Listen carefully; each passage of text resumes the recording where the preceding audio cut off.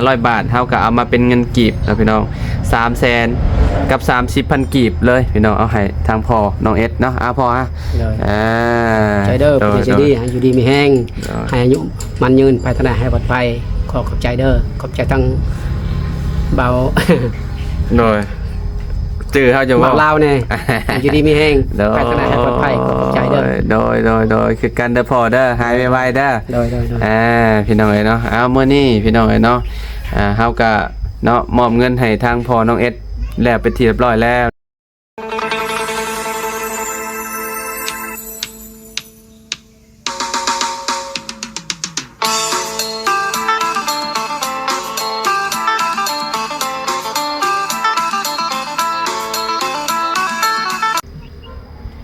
กราบสบายดีพ่อแม่พี่น้อง FC เบิร์ดสุขุสุคนเนาะมาว่าจะอยู่ในและกระต่างประเทศเด้อพี่น้องก็ยินดีต้อนรับเข้าสู่ช่องบ่าวลาวสตูดิโอคือเก่าคือเดิมเนาะพี่น้องเนาะเปิดภาพมาเฮาก็ยังอยู่ที่เฮือนพ่อน้องเอสพี่น้องเลยเนาะพอดีว่าเมื่อนี้เนาะเฮาสิมอบเงินให้พ่อน้องเอสเพิ่นพี่น้องพอดีว่ามีป้าใจดีอยู่ทางฝั่งไทยพี่น้องเนาะฝากเงินมาให้พ่อน้องเอสสงสารลาวว่าสัตว์เนาะพี่น้องเห็นลาวอันพร้อมลงเนาะแต่ก็เรื่องอีหยังลิซิดวงบอกพี่น้องได้ยินข่าวว่าเนาะไปเฮ็ดเวียกนักเลยก็คือแบบรู้สึกว่ามันเจ็บอีหยังประมาณนี้นะพี่น้องเนาะเอาโอเคพี่น้องเดี๋ยวเขาไปหาทางพ่อน้องเอสเพิ่นแล้วก็สิมอบเงินให้ทางลาวเนาะพี่น้องเนาะทางพ่อน้องเอสนั่นแหละเนาะเงินจำนวน500 บาทพี่น้องเนาะเฮาก็เอามาเป็นเงินกีบพี่น้องเนาะเป็นเงินกีบกับประมาณ330,000กีบเด้อพี่น้องเด้อเนาะจะได้ก็ต้องขอบคุณทางป้าหลายๆเด้อที่ให้เฮาเป็นสะพานบุญให้เนาะก็ขอให้ป้าอยู่ดีมีแห้งความเจ็บบ่ให้ได้ความไข้บ่ให้มีเด้อปรารถนาสิ่งใดก็ขอให้ได้สิ่งนั้นเนาะนอนหลับให้ได้เงินหมื่นนอนตื่นให้ได้เงินแสนบ่ว่าป้าสิเฮ็ดธุรกิจหยังค้าขายหยังก็ขอให้ประสบความสำเร็จในหน้าที่การงานตลอดปีตลอดไปเด้อสวยเรือพอน้องเอสมา500 บาทก็ขอให้กลับคืนไปหาเจ้าเป็นหมื่นเป็นแสนเป็นล้านเท่าไปเด้อป้าเด้อเนาะพร้อมครอบครัวป้าเด้อเนาะและก็ขอบคุณพ่อแม่พี่น้อง FC ประชูทุกคนที่ติดตามและเป็นกำลังใจให้บ่าวลาวมาตลอดเด้อพี่น้องเด้อเนาะปะบัดนี้เดี๋ยวขอไปหาทางพ่อน้องเอสเพิ่นพี่น้องโดยสบายดีพ่อสบายดีประจอยพ่อโดยเนาะมาแต่ไสนี่ขอมาแต่วันกามาแต่วันก้าโดยมาวันกาโอ้ได้ก้าเลยเนาะโดยว่านแบบได้ว่านพงหรือว่านมีน้ำว่านพงเลยว่านพงเลยโดยพอไม่ได้แช่เลยว่านเลยแช่เมียนคืนหนึ่งบ่พอไม่ได้แช่บ่ได้แช่เลยโดยประวานเลยโอ้ว่านกันอันเมียนนำประมาณ30,000พอไปงอกบอตอนนี้น่ะเจ้ามีน้ำบ่อยู่ในนาเจ้ามีน้ำอ๋อแสดงว่าแบบแส่คาตาเลยหวานคาตาเลยประมาณ3 มื้อจังเป่งออกเลยก็โอเคอยู่คะแนนมันมีน้ำคิดว่าหวานแบบพงเลยมันบ่ได้มีหยังขนาดมีน้ำอยู่อ๋อมีน้ำอยู่อ๋อใครแน่ซะเนาะอันจ้างรถเพิ่นบ่เลยแน่ใดเดี๋ยวก็เอ็ดคิดยางกับจ้างเขาอ๋อน้องเอ็ดไปกรีดยางเลยเอาเงินจำนวนนั้นคือแบบไปจ้างรถไถเพิ่นอ๋อเพิ่นไปคาดไปไทยให้เพิ่นเอาน้ำเท่าไรล้านนึงล้านนึงได้จักตาน่ะจะหวานจักตาประมาณ4 ตา1 ล้านกีบพี่น้องเนาะ1 ล้านกับประมาณ1,000 กว่าบาทพี่น้องเนาะโอ้ก็แพงเติบเนาะได้ตาบ่ได้ใหญ่ติตาเจ้าตาน้อยตาใหญ่นี่ตาน้อยกับตาใหญ่ได้ประมาณ20 เป้าได้เข้าแต่ละปี20 เป้าเนาะปีนี้คือมีน้ำพอแบบว่าผลมันดีเนาะมันน้ำห้วยพออัดน้ำห้วยอ๋อจะป้าน้ำห้วยเลยน้ำห้วยเข้าได้น้ำห้วยโอ้ฮากะวานก้าเนาะได้เข้าหน้าปีพี่น้องเนาะแต่ว่าเข้าให้นี่ออกแล้วเนาะได้ออกแล้วออกแล้วยาวเติบแล้วเนาะพี่น้องแต่ว่าหญ้าร้ายแม่นบ่ร้ายหญ้าได้ยินลูกชายจะว่าหญ้าร้ายว่าซั่นโดย6เลยเคยฉีดยาฆ่าหญ้าบ่ ตะกี้พอซีดตัวนี้พอบริซีดตัวนี้พอเป็นพยานบริซีดตะกี้พอซีดอยู่ยา อ๋ออันตรายเนาะ โดย อ่า พอเจ็บพอบริซีด2 ปีนี่พอบริซีดยา ช่วงปีนี่บ่ได้ฉีดยาเนาะ2 ปีนี่เนาะ บริซีดตะกี้พอซีดอยู่ ตอนแบบห่างกายดีพากันฉีดอยู่เนาะ โดยซีดอยู่ อันตรายได้ยาขายยาเนาะ โดยตะกี้พอบริซีด เฮ็ดโรคเอาแม่นบ่ ล็อกเอา อ๋อเพื่อสิเบิดเนาะ โดย ต้องให้มันวิทย์แบบเอาจากดินก่อนได้พี่น้องเนาะเข้าสมมุติว่าตอนเฮาอ่าปลูกแรกๆอะเนาะมันสิขึ้นมาพร้อมกันกับหญ้าเนาะ โดย ถ้าเฮาบ่ถอนหญ้าออกมันก็ญาติกินสารอาหารนำเข้ามันก็บ่งามเนาะ โดยมันก็ตายมันบ่งามเลยมันเสียยา อืมลำบากเนาะเฮ็ดนากันเนาะ โดย เฮ็ดแบบคล้ายๆคือแบบนำเข้ามันอยู่ในที่แบบที่สูงหั่นน่ะพี่น้องแบบว่ามันเป็นภูเป็นหยังเนาะแล้วก็มันก็หญ้าหลายบัดนี้มันก็บ่งามในเขาเนาะคะแนนดินใหม่นี่งามแม่นบ่เขานี่ โดยงาม มันเป็นดินเก่ามันก็อยากขี้ร้ายนั่นแหละเนาะ โดย แบบว่าปุ๋ยอีหยังก็ต้องใส่ข้าวหน้าเนาะใส่อัน พอบ่ใส่ปุ๋ย ให้บ่ได้บ่ให้ พอบ่ใส่ปุ๋ยแต่ละปีบ่ได้ใส่ปุ๋ย บอกข้าวหน้าก็บ่ได้ใส่บ่ โดยบ่ได้ใส่ โอ้ เฮ็ดแต่ธรรมชาติเลยบ่ได้ใส่ปุ๋ย บ่ได้ใส่ปุ๋ยบ่ได้ใส่ปุ๋ยเลยบ่ โดยบ่ได้ใส่ แต่ละปี โอ้คะแนนใส่ปุ๋ยเคมีเนี่ยมันจะสิได้อยู่ได้เข้าพี่น้องเอ้ยแต่ว่ามันก็คือที่ฮู้แล้วมันก็อันตราย แต่ว่าคุมเมอร์นี่มันก็ขาดปุ๋ยบ่ได้ คือหน้าชุมเฮาคือกันน่ะเขตแถวชุมเฮาเฮ็ดน่ะใส่ลงทุนหลาย โดย มันบ่งามก็ต้องซื้อปุ๋ยมาใช้ โดย เนาะสอบหนึ่งก็ประมาณ1,100-1,200 พอแต่ละปีบ่ได้ อ่า บ่ได้ใส่ปุ๋ยประมาณพอเอ็ดนานประมาณ15 ปีแล้วเอ็ดนานพอบ่ได้ใส่ 15 ปีบ่ได้ใส่ปุ๋ยเลย โดยบ่ได้ใส่ปุ๋ย บางปีมันก็บ่ได้บางปีก็ได้ โดย เห็นบ่ ประมาณ20เป้าเลยบ่ได้ บ่ได้ลดบ่ บ่ได้ลดประมาณ20เป้า เจ้าเป้าตลอดบ่ โดยเดือนละ18เป้ามันลง17เท่านั้นแหละมันลงใน17เป้า จำชุดได้หั่นเนาะ โดย อ่า การ20เป้า พี่น้องเอ้ยเนาะเป็นอะไรอาการเจ้าตอนนี้ไข้น่ะบ่ ยังเจ็บอยู่พอไปกวดเบิ่งบนปากบ่อน้อยเขากวดเขาเว้ายังบาดอยู่ในเขายังทันดีแต่ว่ายังบาดอยู่ ไปกวดหมองอัน มือ เบาน้อยพาไปหาบ่ โดยมือบันทิตพอไปมือบันทิตพอไป เอ่อเพิ่นว่ามันยังบาดอยู่ในพุ่น โดยยังบาดอยู่ครับเลยพอซื้อยาเงินพอ500,000ไปหับจ้างพอซื้อยา แพ้เก่าหาบ่ โดยแบบมันจีกหน่อย แพ้ที่กระเจ้ายิบหาบ่แล้วนั่น โดยแม่นแหละมันมุดติดกันมันจีกออก มันจีกออก โดย เพราะเจ้าเฮ็ดเวียกหนักเนาะก็เจ้าว่ามีส่วนบ่เฮ็ดเวียกหนัก มัน3มื้อนี่พอไปเพราะว่ามื้อ บอกก็เจ้าว่ามีส่วนบอกก็เจ้าก็บอกว่าอันเฮ็ดเวียกหนักก็เจ้าก็บอกบ่ บอกอยู่ ก็เจ้าว่าบ่ให้เฮ็ดเวียกหนักบ่ โดย เออ พอเวลาอุบีเงินซื้อกินเนี่ยไปหับจ้าง นะครับจ้างเวลาเฮาแบกเขาหยังเนาะมันแบบมันต้องใส่แฮงเนาะ หน่อย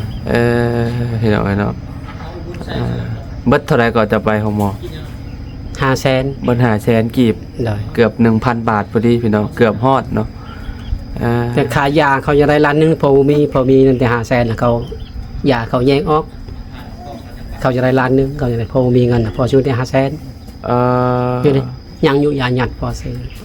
ก็เจ้าว่าก็เจ้าจังได้ล้านหนึงบ่ หน่อยพอมีเงินพอซื้อได้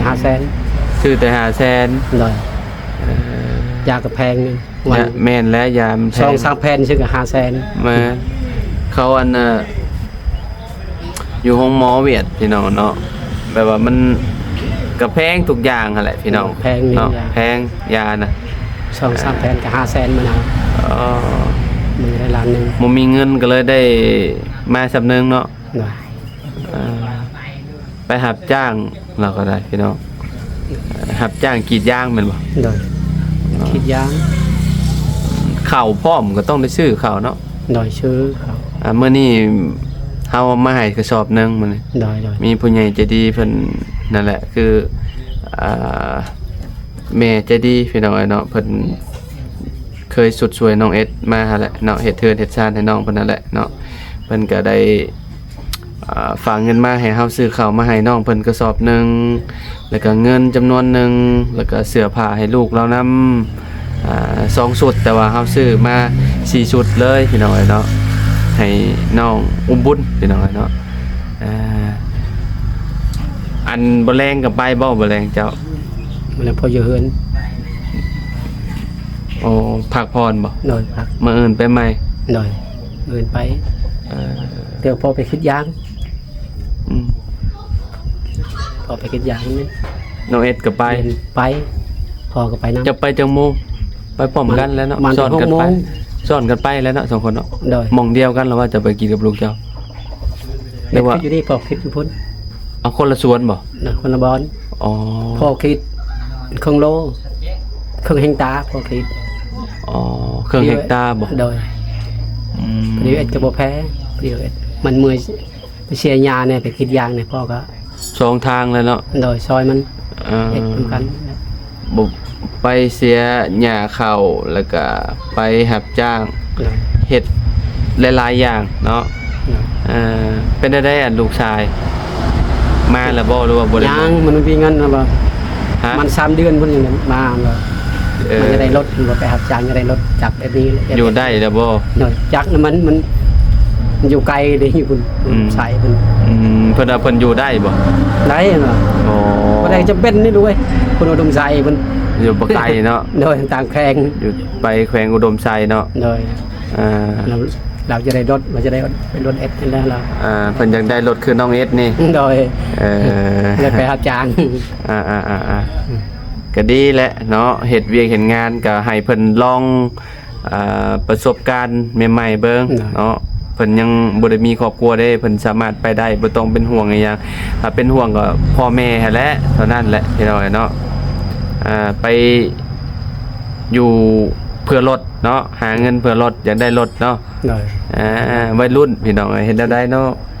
เห็นได้ก็อยากได้เพิ่นก็ได้ก็ไปหาเนาะถ้าแต่พ่อแม่ก็บ่มีเงินได้เนาะ โดยโดย บ่มีเงินมีคำซื้อให้ได้เนาะเมื่อเฮาเกิดมาแล้วพ่อแม่แต่งให้เบิดครบทุกอย่างแล้วก็มีแต่หาเองนะพ่อเนาะ โดยโดย คันว่าพ่อแม่ร่ำรวยคืออยู่เนาะ โดย อันนี้ พอมี พ่อบ่มีแม่บ่มีพี่น้องก็ต้องสองมือสองขาเฮานั่นแหละพี่น้องเนาะแบบว่าสู้เอาหั่นนะเนาะพ่อ โดยโดยโดย เฮ็ดได้ซะเนาะก็ประมาณนี้แหละพี่น้องเนาะมื้อนี้ก็ได้เนาะถามอาการทางพ่อน้องเอสเพิ่นเนาะเพิ่นก็ไปหาหมอมาแล้วว่าซั่นจ่ายค่ายาก็บ่พอว่าซั่น ได้เอามาครึ่งหนึงเนาะเพราะว่าเขาเจ้าอยากได้เป็นล้านพุ่นพี่น้องเอ้ยเนาะ หลานยังแพงยาเวียด เขานัดไปอีกบ่พอหรือว่าเขาบ่ได้นัดไปบ่ เพราะเขาไม่ได้นัดพอเขามีเงินเขาไม่นัดเดี๋ยวมีเงิน อืม เอาไป บ่มีแต่มีเงินอีกพุ่นแล้วจังไปใหม่เนาะ โดย อืม ไปไหม โดยพี่น้องเอ้ยเนาะนานเศร้าเนาะโลกนี่เนาะ โดยนานเศร้าเวียดมันแซ่บบนน้ำประเทศหนักแซ่บ บ่เจ้าก็กินเผ็ดอยู่บ่ กินบนได้หลายก็กินหน่อยหนึง ผมเขาเจ้าเป็นโรคนี่เจ้าบ่ให้กินเผ็ดติเนาะ โดยบ่ให้ ข้าวเหนียวก็กินยากบ่ โดยยากไปทายยากก็เลยพอมีเงินซื้อแล้วผมกินข้าวเหนียวนั่นเด้อ โอ้กับเนาะของแข็งเนาะ โดย กิน เป็นพวกอีหยังพวกหน่อไม้กินอยู่บ่ พอบ่ได้กินเวียดมาให้กิน เจ้ากินแต่เป็นผักเนาะ โดย ผักที่ว่ามันละลายง่ายเนาะ โดยปัจยามนี้บ่มีพักยามนี้เลยพักก็บ่มียามนี้อันนี้แต่เวียดให้กินบางไม้เพราะว่าพอมีเงินซื้อบางไม้เราก็ให้กินบางไม้ ให้กินบางไม้ โดยกินบางไม้หลายเพราะว่าตอนนมเวียดบ่มีเงินซื้อว่า อืม ให้กินเพื่อบำรุงก็ว่า เขาเจ้าอยากให้บำรุง โดยพอมีเงิน แต่ว่าเห็นได้ครับบ่มีเงินเนาะ โดยบางไม้ก็แพงอยู่ บางไม้กิโลหนึง40 โดย หรือว่า50,000แบบนี้เนาะ แพง พี่น้องเนาะบ่มีข้าวเจ้าก็กินข้าวเหนียวนี่นะ โดยกินข้าวเหนียวนี่ ข้าวเจ้าก็โลนึงเท่าใดบุ เป็นทงน้อยๆซั่นนี่ โล 10 โล ทงนึงเท่าใด อยู่เมืองแซนนี่แซนเช้า แสนซาวบ่ โดย พี่น้องเนาะแสนซาวเนาะทงหนึงกินผู้เดียวก็คือสิได้หลายมื้ออยู่คะแนนว่ากินเนาะ โดยลายมืออยู่ โอเคพี่น้องเดี๋ยวเอาเงินให้ทางพ่อน้องเอสเพิ่นก่อนเนาะเป็นเงินของป้าใจดีอยู่ทางฝั่งไทยแหละพี่น้องเอ้ยเนาะที่เคยสุดช่วยเรามาช่วงไปหาหมอฮะตอนนั้นนะพี่น้องเอ้ยเนาะเคยฝากมาให้เราอยู่ได้ตอนนั้นนะเป็นป้าคนเดียวกันเด้อพอเด้อเนาะเงิน500 บาทเฮาก็เอามาเป็นเงินกีบนะพี่น้อง300,000กับ30,000กีบเลยพี่น้องเอาให้ทางพ่อน้องเอสเนาะพอฮะใจเด้อเป็นใจดีอยู่ดีมีแห้งให้อายุมันยืนไปทางไหนให้ปลอดภัยขอบใจเด้อขอบใจทั้งเบา โดยจื้อเฮาจะว่าเบาลาวแน่อยู่ดีมีแห้งไปทางไหนให้ปลอดภัยขอบใจเด้อโดยคือกันเด้อพ่อเด้อหายไวๆเด้อโดยพี่น้องเอ้ยเนาะมื้อนี้พี่น้องเอ้ยเนาะเฮาก็เนาะมอบเงินให้ทางพ่อน้องเอสแล้วเป็นที่เรียบร้อยแล้วเนาะจังได้ก็ขอบคุณทางป้าหลายๆเด้อที่ให้เป็นสะพานบุญให้เนาะขอให้ร่ำให้รวยกว่าเก่าเด้อป้าเด้อเนาะปรารถนาสิ่งใดขอให้ได้สิ่งนั้นเนาะพ่อเนาะโดยเฮาไปเลยเด้อบ่ได้พ่อเด้อเนาะอยู่ดีมีแฮงเด้อหายไวๆเด้อโดยดังปลอดภัยด้วยโอ้ยเดี๋ยวจังแวะมาหากันใหม่พี่น้องเอ้ยเนาะไปสบายดีพี่น้องเอ้ยเนาะขอบคุณพ่อแม่พี่น้อง FC เบิดสุขุสุคนเนาะที่ติดตามและเป็นกำลังใจให้ทีมงานมาตลอดเด้อพี่น้องเด้อเนาะบ่ว่าสิอยู่ในและก็ต่างประเทศพี่น้องเนาะสำหรับคลิปนี้เนาะไว้ก็ขอกล่าวคำว่าสบายดีไว้พอกันคลิปหน้าฝากกดไลค์กดแชร์เด้อ FC เบิดสุขุทุกคนโดย